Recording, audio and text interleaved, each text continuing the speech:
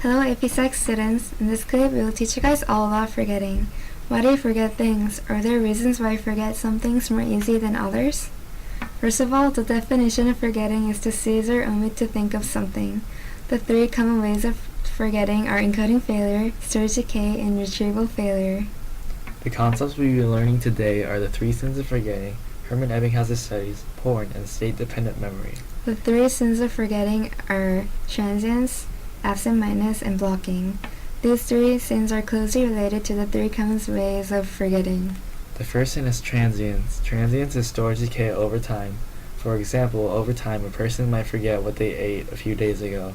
Transience gets worse as you age. Transience is closely tied to Hermann Ebbinghaus' forgetting curve. Ebbinghaus studied nonsense levels, created a curve that demonstrates how quickly storage decay occurs. The second sin is absent-mindedness. Absent-mindedness relates to encoding failure, and is the inattention to details that leads to encoding failure. This sin operates both during encoding and retrieving. This is why we forget where we put our keys or glasses, since we don't pay much attention to small items.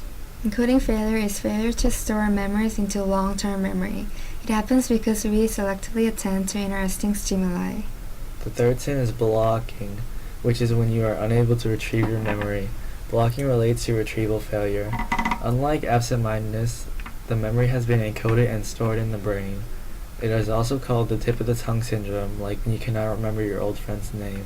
Retrieval failure is when the information is encoded and stored in the long-term memory, but it cannot be accessed because of interference or missing retrieval cues.